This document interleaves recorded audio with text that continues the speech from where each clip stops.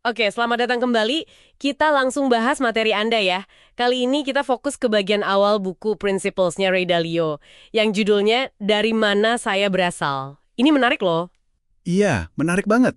Karena isinya bukan cuma teori kering ya. Betul. Justru Dalio di sini belak-belakan banget soal pengalaman dia, terutama kesalahan-kesalahannya. Tujuannya apa? Ya biar kita dan Anda juga paham gitu, asal-muasal prinsip-prinsip besarnya. Jadi nggak ngawang. Nah, itu dia. Dalio sendiri kan bilang, yang penting itu logika di balik prinsipnya, bukan sekedar cerita hidupnya. Tapi ya tetap aja kalau kita tahu konteksnya, tahu gimana dia jatuh bangun, prinsip itu jadi lebih ngena gitu rasanya. Kayak ada bobotnya. Setuju. Nah, kalau kita lihat awal hidupnya nih, Dalio ini dari kecil udah agak unik ya. Katanya dia nggak suka gitu disuruh hafalan atau ikutin instruksi plek. Maunya ngulik sendiri aja. Iya, betul. Rasa ingin tamunya tinggi. Umur 12 tahun udah coba-coba trading pasar saham loh. Kayaknya emang pelajaran hidupnya banyak dari luar kelas ya. Kayak jadi loper koran, caddy. Iya. Itu membentuk banget cara dia berpikir mandiri. Ditambah lagi kan figur ayahnya, musisi jazz, veteran perang juga. Terus suasana zaman waktu itu, era 60-an, kan lagi gencar-gencarnya orang mempertanyakan otoritas. Jadi klop lah. Bener. Jadi dari awal emang udah kelihatan bibitnya ya. Ngomong-ngomong soal belajar, pasar kan langsung ngasih dia pelajaran keras tuh. Ingat nggak momen tahun 71 waktu Presiden Nixon lepasin dolar dari standar emas? Oh iya, momen krusial itu. Dalio kan kaget banget tuh, pasar saham malah terbang. Padahal logikanya mestinya anjlok kan? Nah, itu dia. Itu titik balik penting buat dia. Dia jadi sadar sepengalaman apapun dia, tetap aja terbatas. Kejadian Nixon itu ngajarin dia kalau sejarah itu punya pola.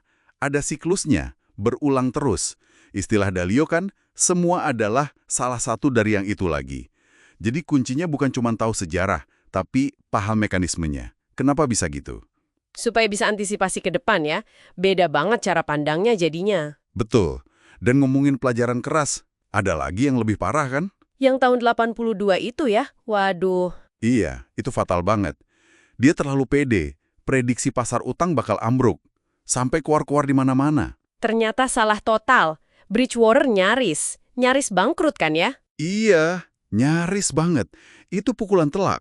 Tapi justru dari situ dia belajar soal kerendahan hati radikal. Dia jadi paham betapa bahayanya ego, emosi, kalau udah masuk ke keputusan berisiko tinggi. Dari situ muncul konsep pentingnya gagal dengan baik atau fail well. Gagal dengan baik, maksudnya gimana tuh? Artinya, gagal itu nggak apa-apa, malah perlu buat belajar.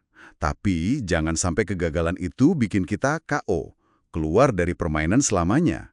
Belajar dari pukulan, tapi jangan sampai tumbang. Oke. Ini jadi dasar manajemen resiko dia banget ya. Fundamental. Nah, habis jatuh itu, dia bangun lagi Bridgewater. Tapi kayaknya dengan fondasi yang beda ya. Fokusnya nggak cuma cari duit, tapi ada pekerjaan bermakna dan hubungan bermakna. Gimana tuh cara dia terapin ide yang kedengaran idealis ini? Nah, dia nggak cuma ngomong doang, dia bikin sistemnya.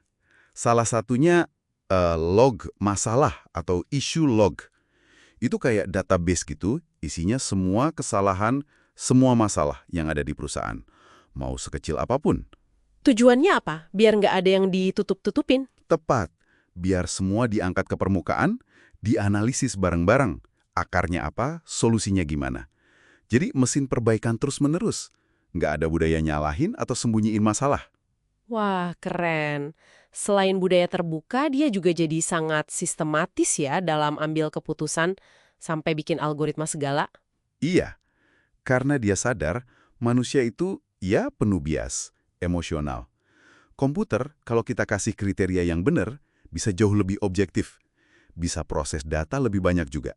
Jadi algoritma itu kayak versi terbaik dari cara pikir ahli-ahli di Bridgewater gitu? Bisa dibilang gitu. Terus disempurnain terus. Bukan buat gantiin orang ya, tapi buat melengkapin, ngurangin error gara-gara emosi atau keterbatasan kita. Dia juga mikirin orangnya kan, pakai tes kayak Myers-Briggs buat bikin kartu baseball. Betul. Itu buat memahami kalau tiap orang itu ya beda-beda dari sananya. punya kekuatan alami masing-masing. Jadi biar bisa nempatin orang di posisi yang pas gitu ya, sesuai bakatnya. Iya, persis. Jadi nggak maksa semua orang jadi sama. Dia juga ngomongin soal dua diri di otak kita. Yang logis sama yang emosional. Nah, konflik keduanya ini perlu dikelola. Menarik. Terus wawasannya makin luas ya. Nggak cuma pasar Amerika, dia bisa lihat bakal ada krisis 2008, krisis utang Eropa. Kuncinya apa lagi tuh? Belajar sejarah global terus-menerus, pola itu lagi. Dia juga banyak interaksi sama pengambil kebijakan dunia kan? Ada pelajaran menarik dari interaksi itu? Ada banget. Dia lihat bedanya cara pikir investor sama pengambil kebijakan. Investor itu kan proaktif, berani taruhan, kadang lawan arus. Nah, kalau pengambil kebijakan, cenderungnya reaktif, cari aman, cari konsensus. Sering baru gerak kalau udah kejadian.